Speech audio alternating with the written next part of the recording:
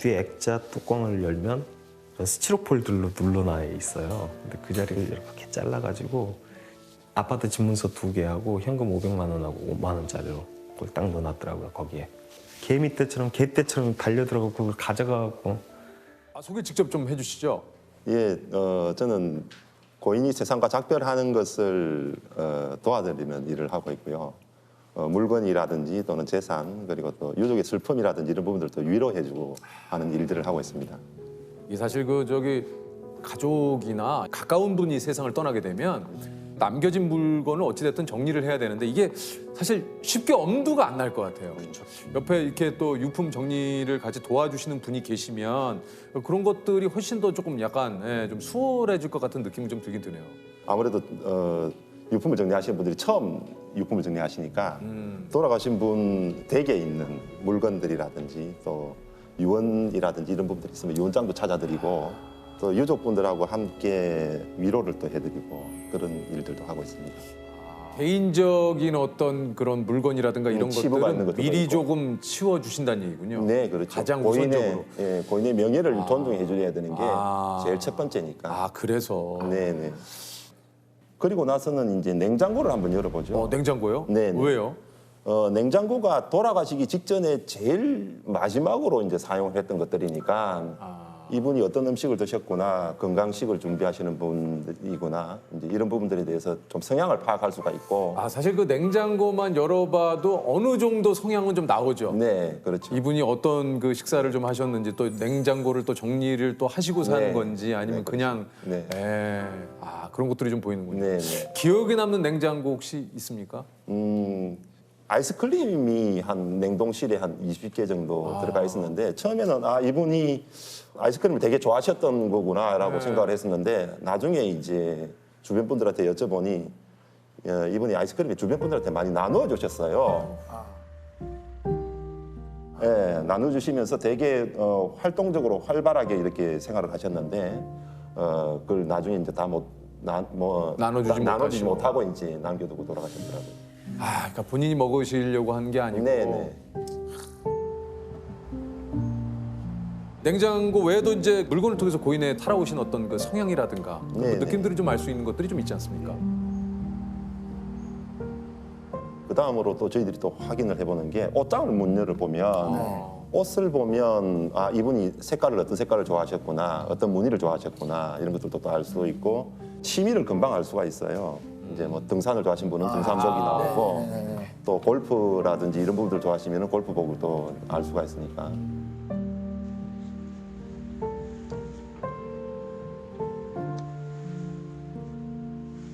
이분이 어떤 생각을 하셨는가를 알려면 이제 책상에 꼽혀져 있는 책이라든지 또 책장을 확인을 해보고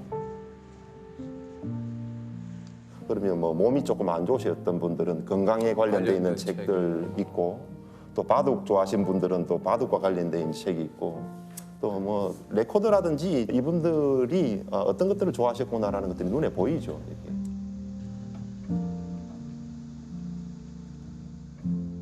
고인의 물건을 통해서 이렇게 좀 뭐 성향을 좀 파악하시는 이유가 좀 따로 있습니까? 남기고 또 버리고를 두 개를 구분을 해야 하는데 이분에 대한 성향을 전혀 모르는 상태에서는 무조건 또 버리게 될 수가 있으니까 버리면 다시는 찾을 수가 없으니까 그런 부분들에 대해서 어떤 부분들을 좀 중요시 여겼는가 이런 부분들을 남겨서 유족분들한테 저희들이 또 제대로 전달을 하기 되니까. 위해서 네. 모든 것들을 다 전달을 해드릴 수는 예, 없으니까. 예. 고인이 남긴 유품 가운데 좀 기억에 남는 유품이 좀 있다면요.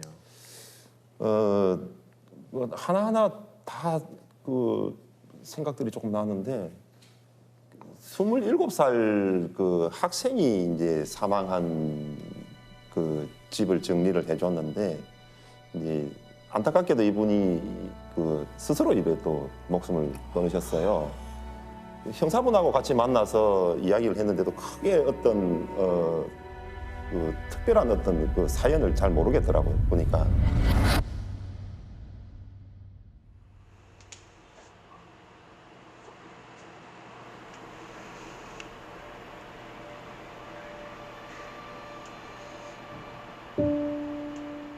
여기가 이제 침대 하나, 그다음 화장실 하나, 장롱 하나 있고, 그다음에 책상 하나 있는 곳이 원룸이었는데 제대한 지도 그렇게 오래 안 됐더라고요, 보니까.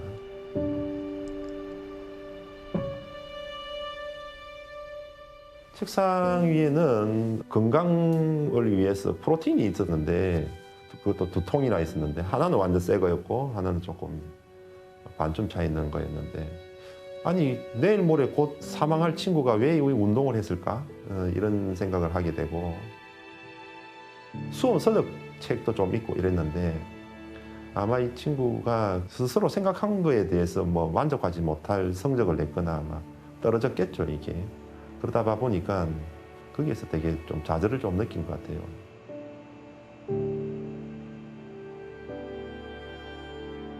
특히 요 사이에 젊은 친구들 같은 경우에는 어떤 압박감이라는 것들이 좀 있으니까 그리고 이 친구 같은 경우도 이제 대학을 곧 졸업 앞두고 있었던 친구였기 때문에 보니까 학자금 대출을 낸 것들도 있고 해서 이런 부분들 때문에 되게 좀 고민을 많이 했던 모양인 것 같아요.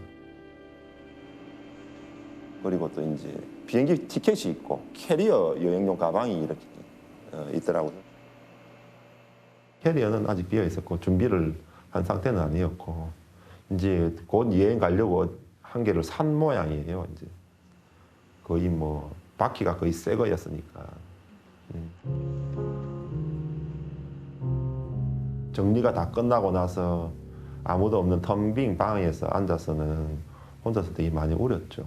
이제 캐리어 보면서 막 되게 많이 눈물이 많이 났죠. 그러니까 그게 이제 지금 젊은 아이들에 대한 생각들 그리고 또 제가 또 젊었을 때 또 생각도 좀 났으니까 그런 생각들이 되게 많이 교차하면서 마음이 좀 짠하더라고요.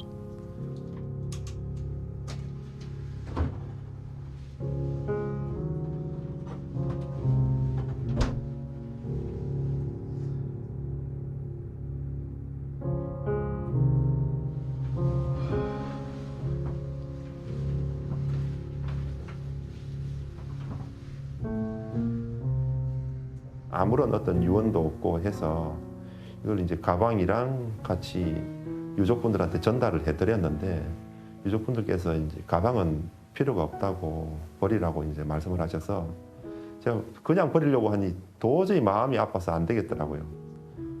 그래서 캐리어를 가지고 좀 좋은 일에 썼으면 좋겠다라고 생각을 해서 유품 정리를 하는데 필요한 도구들을 담는 가방으로 쓰게 되었고 다른 분들 유품 정리하고 나서 전달할 때에 그 가방에 넣어서 이제 전달해드리기도 하고 그렇게 하게 되었죠.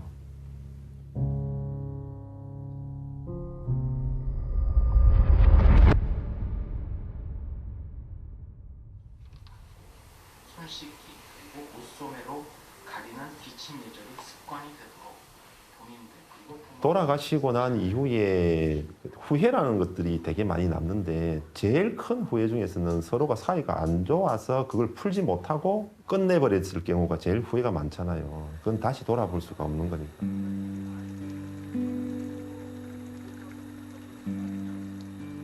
엄마하고 딸 사이였는데 주변 분들한테 이야기를 들어보니 싸울 때도 뭐 큰 소리를 해서 싸웠다고 이렇게 이야기를 하니까 아, 이 집이 되게 많이 싸웠는가 보다 이렇게 이제 저희들이 알게 되었는데 두 사람이 되게 많이 다투어가지고 다시는 안 만나겠다고 이제 뭐 연을 끊겠다라고 생각까지 해서 집에도 잘 안 찾아왔나 봐요, 이제 엄마한테.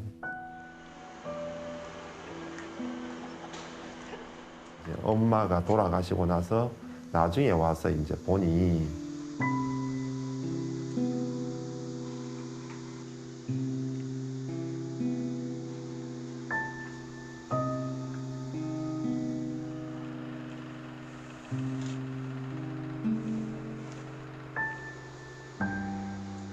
재봉틀에 보니 이제 딸 줄 거라고 만들다가만 옷도 있었고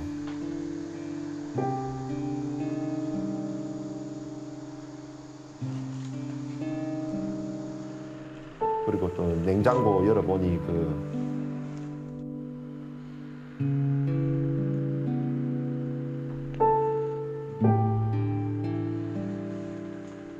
과일청 거기에다가 이제 우리 딸이라고 해가지고는 이제 이름 뒤에다가 두자 이렇게 적어놨으니까 그걸 보고는 이제 뭐 펑펑 울기 시작을 하는데 되게 마음이 되게 많이 아팠죠. 저희들도. 충문을 할 때 하고 싶은 말씀이 있으면 먼저 하세요라고 이렇게 말하거든요. 그렇게 기회를 드리면 많이 후회된다, 그때 미안했다라고 하는 이야기들을 그때서야 이제 비록 말을 하니까 미리 좀 표현을 했더라면 좋았을 텐데라는 생각들을 하게 되죠. 유품 정리를 하시면서 또 직접 또 가족의 유품을 또 정리하신 적도 있나요? 아버지가 돌아가셨는데 네. 이제 아버지가 돌아가시고 나서 처음에 이제 어머니는 무조건 다 없애라고 이제 말씀을 하시더라고요. 어머니가 아무래도 뭐 50몇 년 동안을 같이 사셨는데 없애는 마음은 당연한 거지만 말씀은 이제 알겠습니다라고 해놓고는 박스에다가 별도로 이제 다 아버지의 유품들을 다 담았죠. 그리고 이제 따로 정리를 해놓으셨고. 예, 그래서 이제 패킹을 했다가 한 3년 정도 지난 이후에 이제 모친께서 이제 다시 찾으시더라고. 그거 예전에 그 아버지 거 그거 어디를 갔는데 없다라고 예 말씀을 하셔서 그거 여기 있다고 해서 이제 다시 꺼집어내서 이제 이렇게 보여드렸더니 아 이게 어디 여기에 있었냐고 그렇게 하시더라고요. 아버지가 돌아가시고 나서 어머니한테 약간의 좀 그 슬픔 때문에 이런 그 우울증 비슷한 것들이 조금 왔어요. 그래서 이제 어떻게 하면 좀 일 도와드려야 될까라고 생각하다가 처음에 이제 어머니하고 같은 방에서 잠을 잤죠. 이제 아버지가 주무시던 자리에서. 그래서 이제 그렇게 위로를 하면서 이야기를 하고 하면서 이제 약 한 1년 정도 하면 괜찮을까라고 생각했는데 3년이나 지날 때까지 그게 잘 안 가더라고요. 그래서 이제 나중에 알게 됐죠. 아, 예전에 3년상을 치른 이유가 단순하게 우리가 그 돌아가시고 나서 슬픔이 빨리 끝나는 게 아니고 아, 유족들이 슬픔에 대한 사별로 인한 슬픔이 이렇게나 시간이 오래 걸리구나.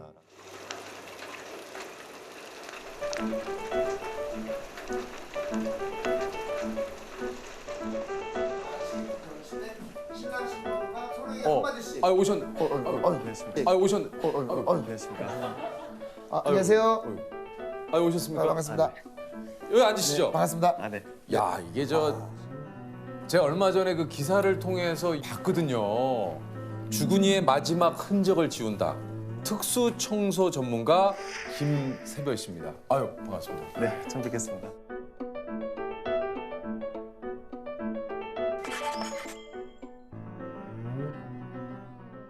아 직접 좀 소개를 좀 해주시죠.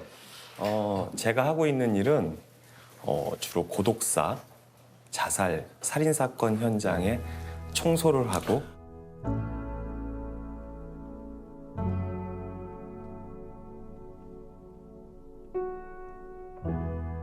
일주일 안 됐겠어? 일주일이 뭐야? 2주일 넘었네? 돌아가신 분들의 유품을 정리를 해드리는 일을 하고 있습니다.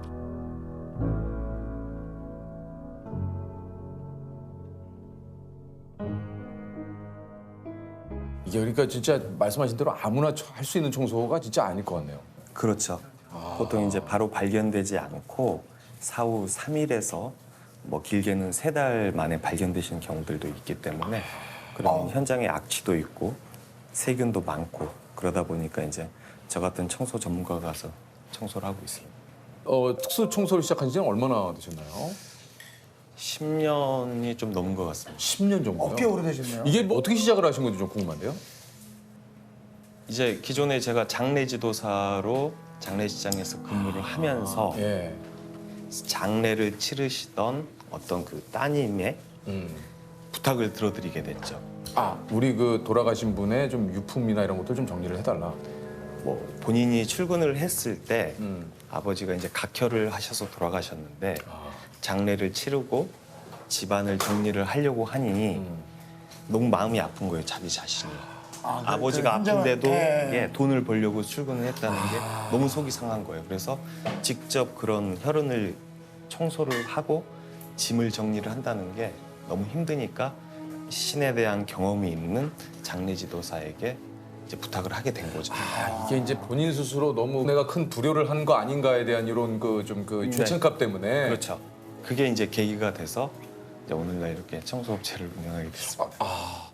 야 근데 이거 처음 혹시 그 일을 할 때가 좀 기억이 나실지 모르겠는데 이런 좀 그 일을 할 때 좀 두렵거나 혹시 좀 망설여지거나 그러시진 않으셨어요?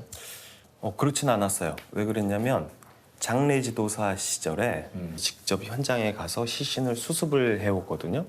그러면은 화재 현장에서 돌아가신 분들도 계시고 물에 빠져서 돌아가신 분들도 계시고, 그러니까는 이런 식의 변사들을 많이 접하다 보니까 그런 부분은 이제 꺼리낌은 없었어요.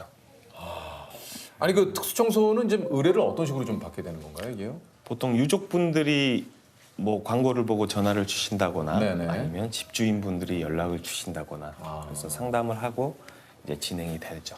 이게 좀 그 비용은 실례지만 어떻게 되는 겁니까? 사실 뭐 비용이 많지는 않은데 폐기물 금액에 인건비, 소독비 이렇게 하면 저희가 한 10평 정도 되는 집 청소를 하면 한 200에서 250만 원 정도. 그럼 뭐 한 그 정도 되는 그 규모의 집을 청소하려면 시간이 어느 정도 걸리나요? 7시간에서 8시간 정도 걸리죠. 7시간에서 야. 네. 저희가 이제 1차적으로 소독을 하고요.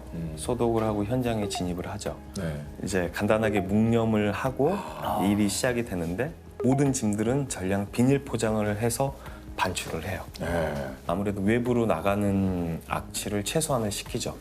근데 요즘 같은 날씨는 이제 더워서 에어컨들을 틀고 지내시니까 문들을 닫아놓지만 봄, 가을 정도 되는 계절에는 창문들 열어놓고 그쵸. 생활하시거든요. 네네. 그러면은 이제 냄새들이 원래 다 나가죠. 그러면 이제 동네에서 난리가 나요. 아무리 조심해서 한다 하더라도. 네, 아무리 조심해도 이제 소금 맞는 거죠. 아 그럼 우리 저 특수청소부 분들한테 이렇게 소금을 뿌리세요? 뭐 좀 그런 분들도 계시고. 아. 네. 저도 잘은 뭐 경험해 본 적이 없으니까. 근데 그 청소를 하고 나면 몸에 그 냄새가 밴다고 막. 냄새가 많이 배죠. 아 뱀니까? 네. 뭐 귓속같이 냄새가 나니까요. 에? 근데 이제 그게 그런 냄새가 힘든 것보단 그 주변 사람들의 이렇게 좀 냉랭한 태도가 좀 제일 힘든 것 같기는 해요. 우리 집 앞에 차 대지 마라. 뭐 이런 것부터 시작해서 냄새 나니까 도대체 언제 끝나냐.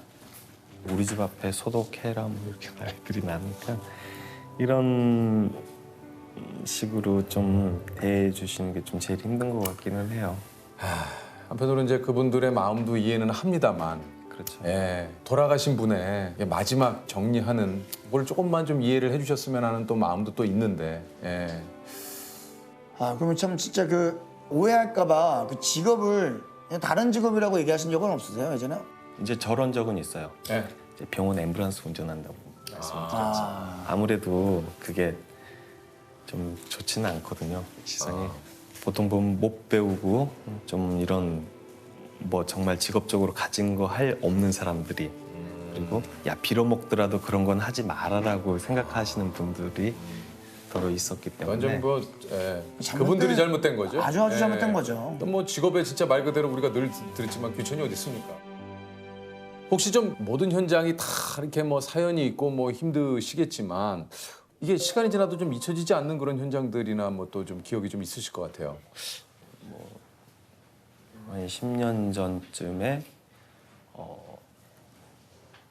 어머니를 이제 존속 살해하고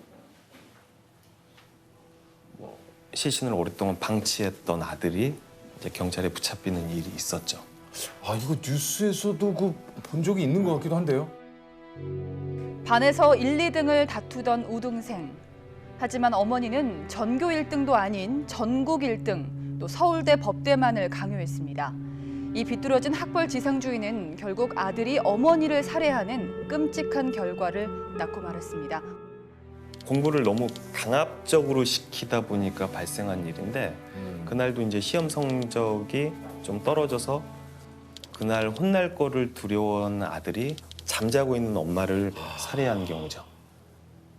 그래서 이 김장용 비닐봉투에 꽁꽁 묶어서 안방에다가 이제 넣어놓고 그래도 냄새가 나오니까 방문을 실리콘으로 다 바르고 또 청테이프로 바르고. 근데 이제 이혼했던 그 아버지가 어머니하고 소식이 닿지 않자 이제 열쇠 수리공을 불러서 집을 따고 들어가게 됐고 그런 현장을 보고 세상에 좀 알려지게 됐죠. 아 이게 어렴풋이 좀 기억이 나네요. 이게 8개월 동안 안방에 그 어머님의 8개월이요? 이 시신을 좀 방치를 하고 그래서 그곳을 또 특수 청소를 하셨군요. 네, 그렇죠. 그래서 오늘 약간 좀 주제 자체가 좀 무거워서 네. 그런지 그래도 좀 평소에 좀 언제 좀 웃으세요 그러면? 아니 항상 자주 웃어요. 웃으세요? 네. 근데 지금 이야기가 좀 그래서 그런가? 아니 이제 그때 당시 현장을 생각하고 네. 그러면은 뭐 갑자기 좀 우울해지기도 그쵸, 하고. 그쵸. 네, 감정이입이 그죠. 될 수가 없어요. 네. 하다 보면요. 그런 경우 중에 하나가 저도 이제 몇 년 전에 딸아이를 키우고 있는 입장에서 저희 아이가 한 3살 정도 됐을 무렵인데요. 현장에 갔는데 딸을 키우던 젊은 아빠가 그 딸을 먼저 이렇게 보내고 자기도 이제 이렇게 목을 매달아서 생을 마감한 사건이 있었는데 딸 아이 주변으로 걔가 좋아하던 인형을 이렇게 다 둘러놨는데 그게 일을 못 하겠더라고요 그날은. 그러다 보니까 그게 또 이제 그날 그렇게 트라우마가 오더라고요. 그게. 그러니까 저도 그게 이제 처음 느껴봤던 부분인데 그 트라우마라는 게 그러더라고요. 굉장히 몸이 경직이 되면서 말도 안 나오고 막 이제 숨도 안 쉬어질 것처럼 그런 이렇게 상황이 되더라고요, 몸이요. 그곳에서 그 일을 할 수가 없었어요. 그래서 그거를 다른 이제 직원들이 이제 정리를 했고 저는 이제 일이 끝날 때까지 못 들어갔죠, 사실. 아무리 그렇더라도 그 아이들을 참 정말 예전에 제가 잠깐이지만 하루 정도 그 소방대원분들하고 이렇게 같이 촬영을 해본 적이 있는데 무조건 어떤 현장을 보더라도 빨리 잊으셔야 된다고. 이걸 잊지 못하면 이게 나중에 정신적인 트라우마로 와서 정신과에 가서 상담을 받는 분들도 계시대요. 그 소방대원분들 중에는. 마찬가지로 좀 그런 거에 대한 후유증이 조금 있지 않으실까요? 혹시 좀 감정적인 있으신가요? 좀 그런 걸 또 부분이나. 잊기 위한 또 그래야 또 일을 하시니까. 네, 뭐 저는 이제 사실 화초를 많이 기르고요. 텃밭을 좀 해요. 그러다 보니까 그게 많이 잊혀지고 다른 데 신경을 쓸 게 없이 그 화초 가꾸고 텃밭 가꾸는 게 굉장히 많이 도움이 되더라고요. 그런 게. 네. 이게 좀 그 현장에서 유가족 분들을 마주치기도 하는데 뭐 여러 가지 또 일들이 좀 많이 있으시다 그래요. 그렇죠. 대부분의 유가족 분들은 슬픔에 잠긴 채 그렇죠. 뭐 우리 아버지, 우리 어머니 이렇게 잘 정리 좀 해달라고 말씀해 주시는 분들도 계시지만 네. 뭐 덜어는 이제 뭐 조금 순서가 잘못된 경우들이 있는 것 같아요. 제가 그게 볼 때. 뭡니까? 순서가 잘못된 경우는. 이제 저희가 이제 유품을 정리를 하다 보면 귀금속이나 통장, 현금류 등은 이제 저희가 찾아서 전달을 해드리는데 돌아가신 자리에 뭐 겨울 이불을 꺼내서 덮어버린 다음에 그걸 이제 신발을 신은 채로 들어오셔서 이제 막 뒤지시는 거죠, 마치 집에 이제 도둑 든 것처럼 이렇게 다 쏟아붓고. 이게 진짜 이게 좀 뭐 잘못돼도 한참 잘못된 거 아닙니까? 이게 저 어떻게 돌아가신 분에 대한 이게 좀 예의를 표하기도 전에. 당연히 이제 그런 부분은 유족분들이 가져가셔야 되는 게 맞지만 이 노인네가 금반지가 큰 게 있었는데 그거 어디 갔지? 왜 안 보였어? 이러면서 이제 찾으시는 거죠.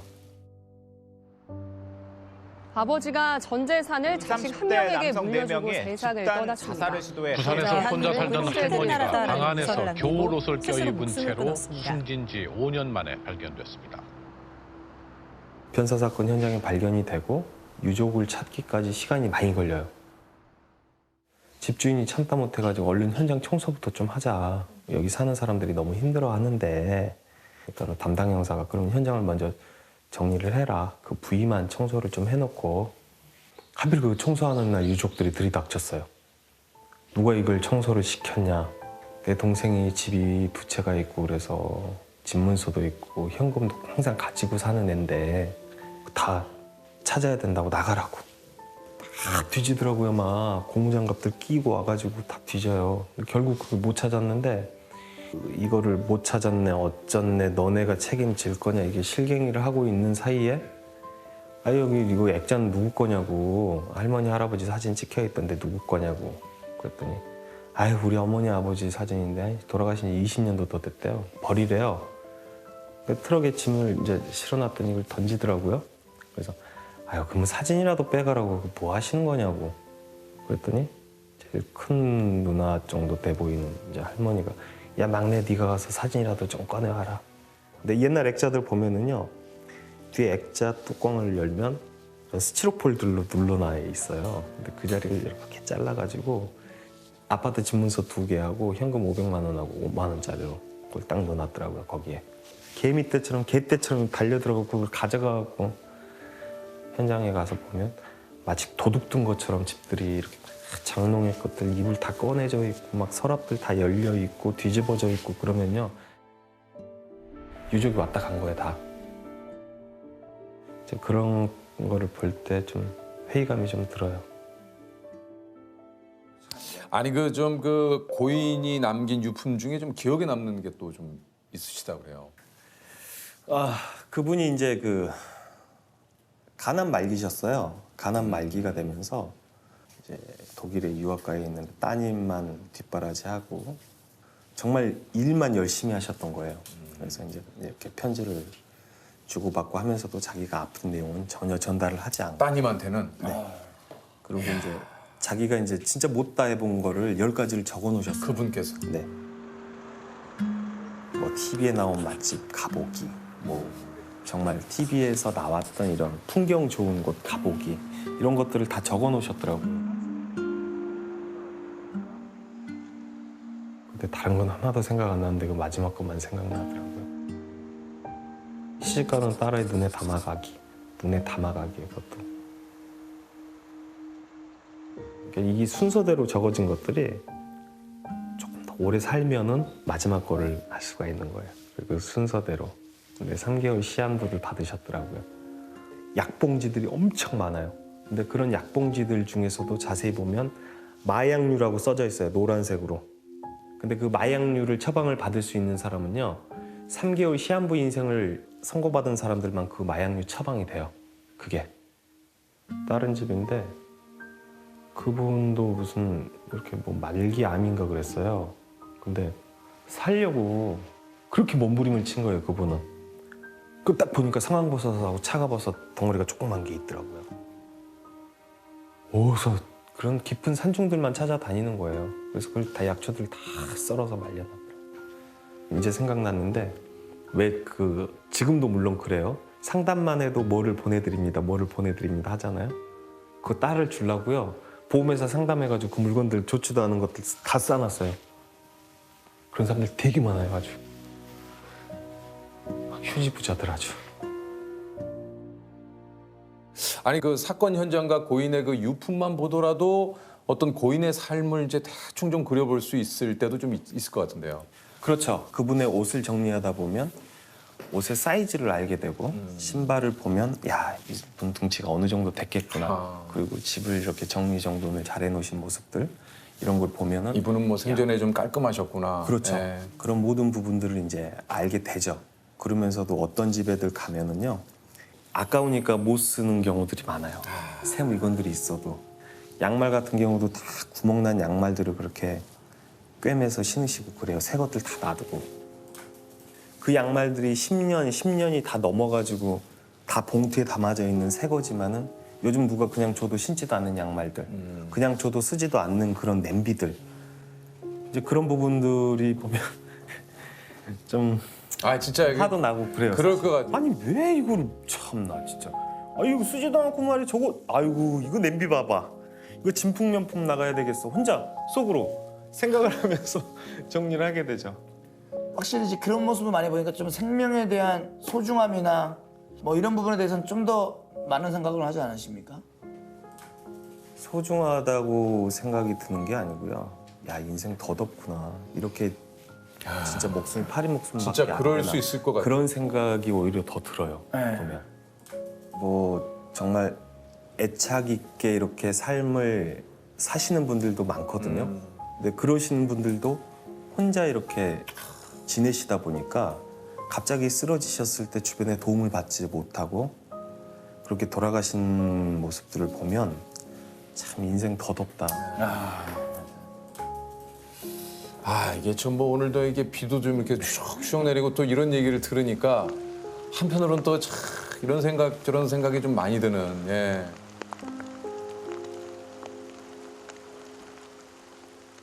이런 고독사 현장들 대부분 가보면은요 다 술병이거든요.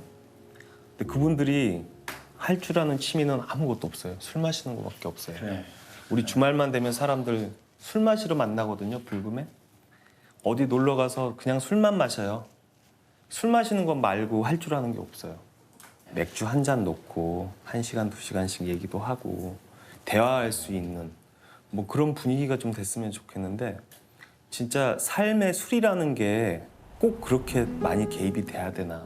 그래서 저는 이 술을 좀 줄이고 정말 진짜 취미 생활들 좀 했으면 좋겠어요. 이게 참 그 가슴에 와닿는 얘기가 말씀하신 대로 뭔가 취미를 하나 갖는다는 것. 뭐 또 꼭 거창하지 않아도 뭐 하다못해 집 근처를 산책하는 것도 취미일 수 있거든요. 예.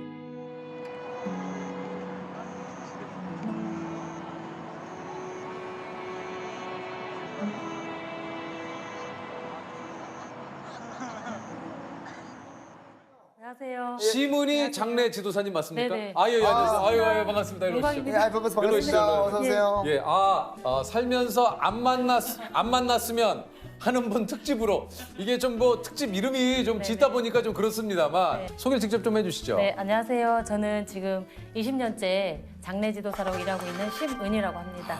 그러니까 이 장례 지도사가 이제 예전에 이제 장의사다라고 네. 하는데 네. 장례가 치러지는 동안 장례 지도사가 이제 어떤 일을 하게 되시는 거죠? 그러니까 쉽게 생각하시면 웨딩 플래너 생각하시면 결혼할 때 어떻게 준비를 하고 어떤 방법을 거쳐서 하는지 마무리까지 해주시잖아요.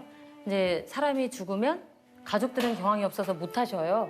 그래서 장례 지도사가 처음 운명하신 상황부터 발인하시는 아니면 화장장까지 매장지까지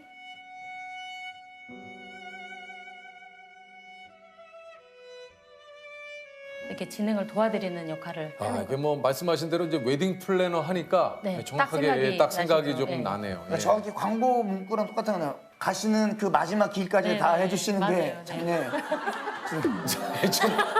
좀 PPL이에요. 진짜. 요게 이제 20대 초반, 20년 정도 되셨으니까 20대 초반에 이 일을 하시게 됐는데 23살 아니 23살에 어떻게 이렇게 장례 지도사의 어떤 게 제가 이제 일을 하시게 된 건지. 고등학교 졸업을 하고 처음에 제가 간호조무사로 중환자실에서 근무를 했었어요. 근데 그때 이제 거기 환자로 계신 할머니가 저랑 유독이 좀 대화를 많이 나누셨어요. 그리고 제가 워낙에 성격이 젊은 층보다는 이제 연세 좀 있으신 분들하고 말이 좀 많이 잘 통해요. 그래서 할머니도 저한테 이제 이런저런 대화를 하셨던 분인데 그분이 돌아가신 거예요.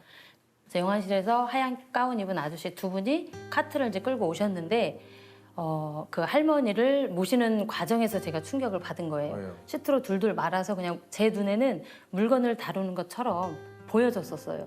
그래서 내 가족이어도 저렇게 할까? 이제 그런 생각이 항상 머릿속에 있었어요. 있었다가 어느 날 우연히 신문을 봤는데 거기에서 이제 우리나라에 처음 장례지도 학과가 생긴다. 이런 문구를 보고 제가 그 할머니 생각이 나는 거예요. 그리고 이제 엄마한테 엄마 이런 과가 있는데 나 이 학과 가도 될까요? 이제 물어봤더니 엄마가 뭐라 그러셨어요? 데려서 너는 너 성격에 잘할 수 있을 거야. 한번 해봐.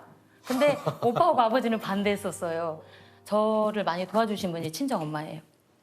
지금까지 이렇게 올 수 있었던. 왜냐면 또 그 당시만 해도 사실 장례지도 장례지도 학과가 이게 뭐 생소하기도 하고 이게 뭔가 뭔가 힘든 직업일 것 같은데. 뭐 그쪽 관련 일을 한다고 하면 그래도 한번 다시 한번 생각을 한번 해보자 이럴 법도 그러지 않으신데. 않으셨어요. 네. 그러니까 아마 제가 7남매 중에 넷째거든요.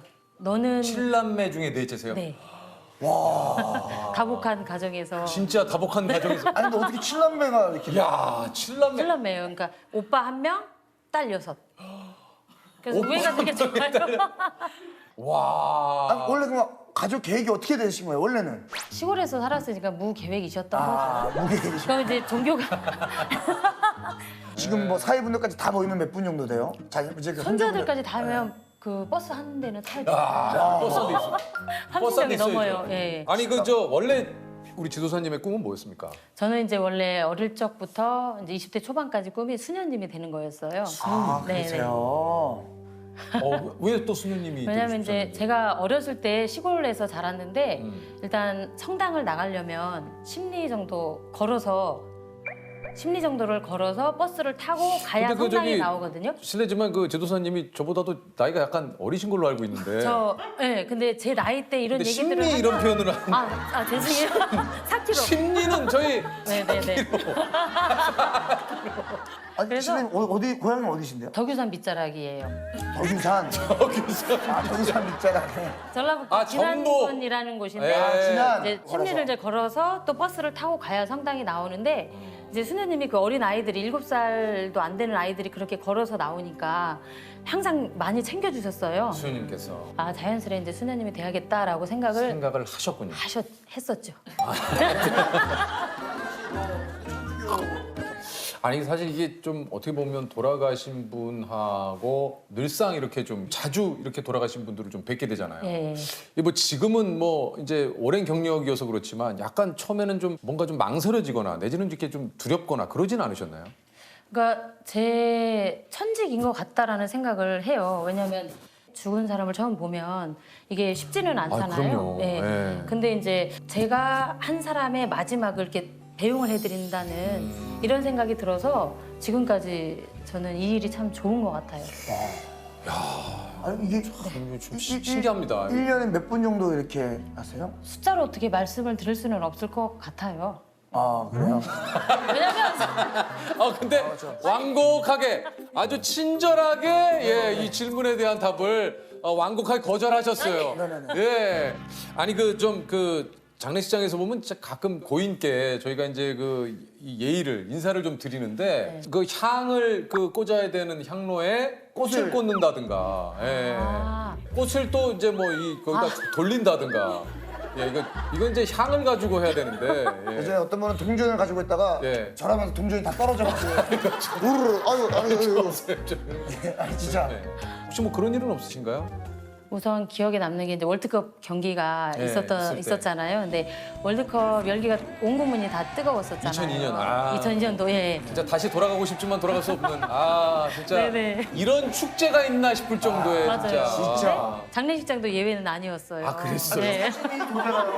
부산에서 일을 할 텐데 그때만 해도 전통 상복을 다 갖춰 입으셨거든요. 그 당시에, 천태라고 해서 모자 같은 거에 집으로 이렇게 새끼 하시죠. 하고 이제 밑에도 다 삼배로 된 옷을 입으시고 이제 그 상장이라고 있어요. 있죠. 지팡이 같은 거. 그게 상장이라고. 옛날 상복인데 그거까지 이제 가지고 제가 라운딩 돌다가 갑자기 환호성이 나길래 이제 봤는데 90% 이상이 빈소를 안 지키시고 다 그 로비로 나와서 응원을 하시는 축구 거예요. 응원을. 네. 골을 넣는데 가족들이 그 상장이 응원 도구예요.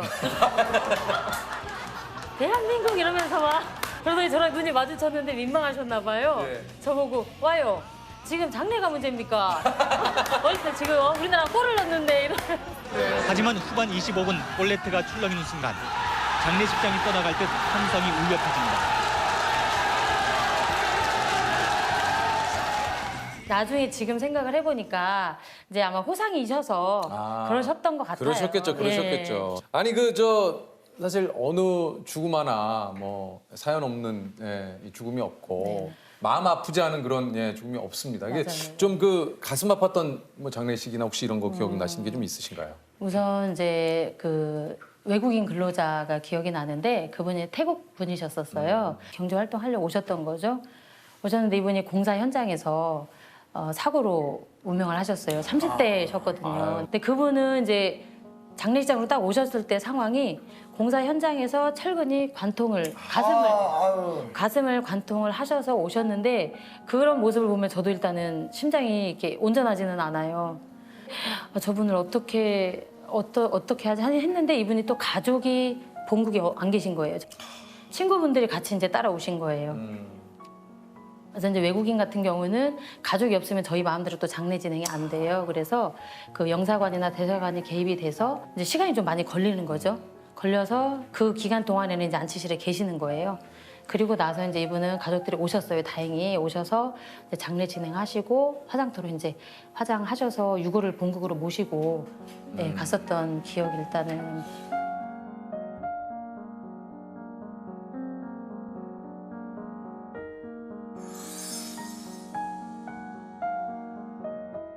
아니 그 좀 그 입관 전에 뭐 이제 유족분들께서 뭐 여러 가지 또 마지막 인사도 또 많이 좀 하실 텐데 이게 좀 인상적이었던 마지막 인사가 좀 있었다. 보통 노부부인 경우에 할머니가 먼저 돌아가시고 할아버지가 이제 남아 계실 때, 근데 이제 할머니가 누워 계시는데 할아버지가 먼저 가서 기다려, 내가 곧 따라갈게, 이 말을 하면 마치 이제 나도 얼마 안 남은 것 같은 그런 이제 말을 들으면 좀 뭉클해요. 가슴이 뭉클하고.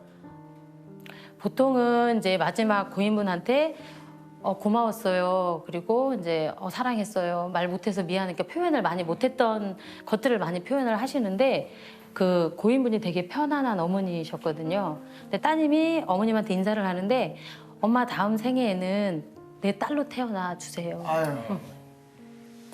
그러면서 그 내 딸로 태어나면 내가 나보다 더 잘해줄게요. 이런 말씀하시는 거 보면 두 분이 참 애틋했구나, 서로가, 이런 생각이 또 들어요.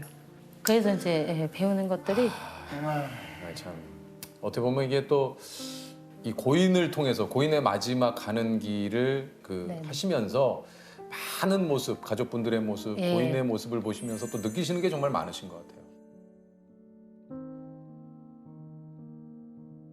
그 20년간 이렇게 또 일을 하셨는데 일을 그만두고 싶으셨던 적은 없습니까? 그만두고 싶었던 적은 이제 진짜 한 번도 없고요. 없고 이제 사실 제가 작년 1월 달에 남편이 하늘나라로 떠났어요. 남편께서요? 그래서 이제 울지 않으려고 했는데 근데 이제 남편이 한 2년 반 정도 투병 생활을 좀 했었고, 중간에 또 좋아졌다가 다시 좋아졌다가 이제 이렇게 결국은 이렇게 됐는데, 그래도 남편 보내면서 임종할 때까지 제가 옆에서 이런저런 이야기들 많이 하면서 잘 보냈다고 생각을 하고 있거든요. 근데 남편 장례 다 마치고 이제 너무 힘들어서 상담이랑 이런 부분을 제가 못했었어요. 이게 감정이 계속 이렇게 되니까. 근데 이제 가족한테 제일 미안했던 게, 유가족한테 제일 미안했던 부분이, 저는 이제 경험이 없었잖아요. 근데 가족들한테 고인 편히 가셨어요, 이렇게 이제 제가 했던 말들이 이게 가족들한테 얼마나 이게 힘이 됐을까? 이런 생각들이 드는 거예요. 제가 경험을 해보니까. 그래서 경험을 해보니까 유가족들의 마음을 제가 더 알겠는 거예요. 네. 이 남편께서 가시는 길도 직접 다. 그래서 남편한테 이제 생전에 이제 이야기를 좀 했어요. 여보, 내가 장례지도 사니까. 그러니까 쉽지가 않았죠. 그런 부분, 이야기를 하는 부분이. 야, 그거는 진짜 절대 쉽지가 않아요. 그거는 쉽지가 쉽지 않은 게 아니라. 네.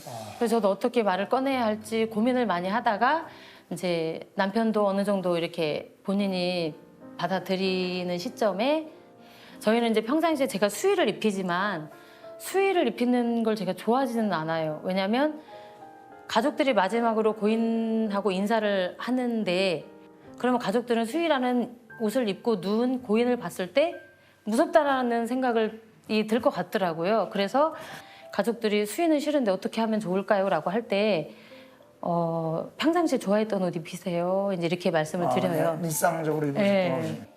이제 마지막으로 임종 24시간 딱 있고 나서 이제 남편이 떠났거든요. 네, 평상시에 좋아했던 생활 한복으로 제가 다 씻겨주고 옷 입혀주고, 그리고 이제 안치실로 하고, 후배들한테도 남편 그대로 그냥 관에 내가 했으니까 그대로 입관만 해주면 될 것 같아, 이렇게 해서. 뭐 떠나실 때 마지막으로 뭐 해주신 이야기. 남편이 이제 했던 말 중에, 이제 자기가 인생을 살면서 결혼해서 이제 10년 딱 살고 떠났거든요. 근데 결혼해서 살았을 때가 가장 행복했다라고 이야기를 하는데, 그 말이 계속 생각이 나서 한동안 근데 그게 또 감사한 거예요.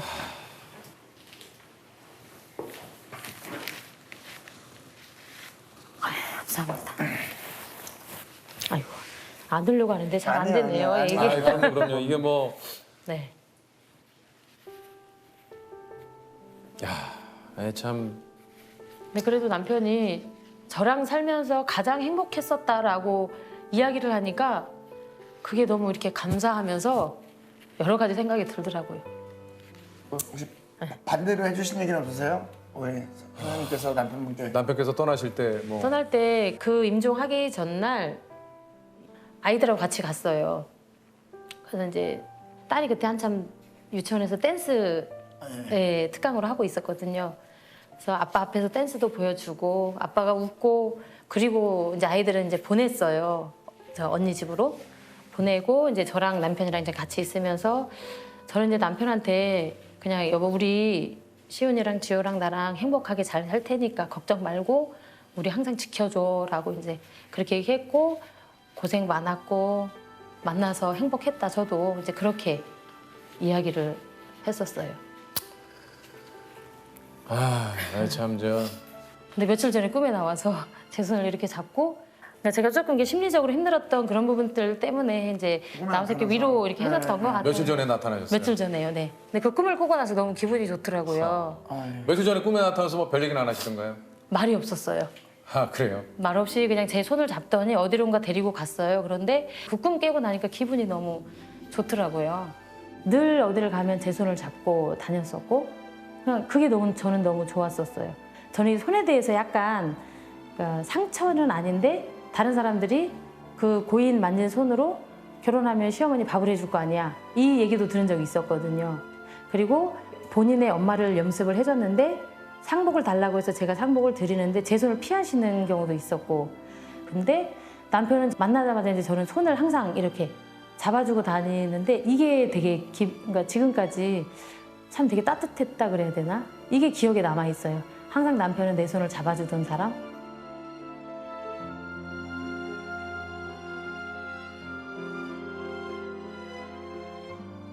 아이고 이게 뭐 저 말씀을 이렇게 하셔도 얼마나 그립고 뭐 보고 싶고 하시겠어요. 아이들도 지금은 다 좀 많이 이제 받아들이고 아이들은 아빠에 대해서 이제 아빠 마지막 모습을 보여주진 않았거든요, 일부러. 왜냐면 그게 기억에 그렇죠. 제일 남아있거든요. 근데 이제 아이들이 근데 아빠가 어디 있어요? 아빠 어디 갔어요? 이러면 이제 지금은 아빠는 이제 사람은 누구나 다 떠나게 돼 있어. 근데 아빠는 먼저 하느님이 데리고 가셨어. 그리고 이제 저희가 아빠 묘지에 한 달에 한 번씩 꼭 가거든요. 그래서 이제 가서 그냥 소풍처럼 가서 아빠한테 하고 싶은 얘기 있으면 해. 그리고 항상 마음속에 있어 아빠는. 이렇게 이제 얘기를 하니까 아이들도 지금은 편하게 받아들이고 사실 있어요. 뭐 말씀하신 대로 인간은 저를 비롯해서 누구나 이 세상을 떠나게 돼 있지만 왠지 모르게 그 이야기는 알고 있는데도 불구하고 피하고 싶고 뭔가 좀 왠지 외면하고 싶고 뭔가 그냥 진짜 내가 준비됐을 때 갔으면 좋겠는데 이게 너무 사랑하는 가족들을 그게 두고 참 우리 마음대로 안 되죠. 오늘 사실 이렇게 나오셔가지고 또 덤덤하게 있으셨던 뭐 이런 이야기도 좀 해주시고 좀 듣다 보니까 사실 죽음도 어떻게 보면 또 때로는 이게 또 준비를 또 잘 하는 것도 중요하구나 이런 생각도 좀 들긴 들었어요. 맞아요. 오늘 안 만났으면 하는 사람 특집이잖아요. 한번 꼭 만나보고 싶은 사람. 꼭 만나보고 싶은 사람은 두 분 일단 만났네요. 저희 둘이요? 못 뵙잖아요. 이게 성함도 공교롭게 심은희 씨인데 송은희 씨하고 느낌이 좀 그 얘기 많이 듣죠. 웃을 때 좀 송은희 씨하고 비슷해요. 느낌이. 심은희 씨. 또 저희 둘을 제외하고 꼭 한번 만나보고 싶은 사람. 있으세요, 시공간을 초월해서든 뭐 그냥 다. 꼭 만나고 싶은 사람은 그냥 엊그제 큰아이가 그러더라고요. 아빠가 다시 왔으면 좋겠다. 아무래도 그렇겠죠. 시공간을 떠나서라고 하니까 남편이 다시 오면 그러니까 저도 잘 한다고 했는데도 마지막에 이제 떠나고 나서 계속 드는 생각이 후회를 하더라고요. 다시 오면 더 재밌게 살 수 있을 것 같은데 이제 근데 그래도 지금 생각을 해보면 그 여행을 많이 다녔거든요. 그러니까 남편하고 처음 만나게 된 게 어떻게 만나셨어요? 처음 만나게 된 게 이제 제가 블로그를 운영을 하고 있었고 네. 블로그에 저는 이제 지리산을 너무 좋아했던 네. 그러니까 무겁게 배낭 힘들게 짊어지고 올라가서 능선에 딱 서면 그 바람하고 공기하고 보이는 것들이 다 나무들이잖아요. 그런 것들이 그냥 자연스레 힐링이 되는 거예요.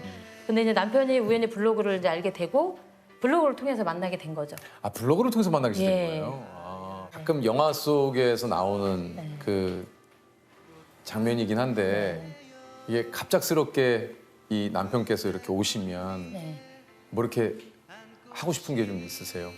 하고 싶은 거라기보다는 이제 남편하고 계획을 잡았던 것들이 있어요. 어떤 걸 잡으셨나요? 그러니까 여행을 워낙에 좋아하다 보니까 사실 이제 임신하기 전까지는 둘이 이제 그냥 여보 우리 어디 가자 그냥 무계획으로 해서 거기서 이제 그냥 경치 좋으면은 거기서 그냥 침낭만 피고 자는 거예요.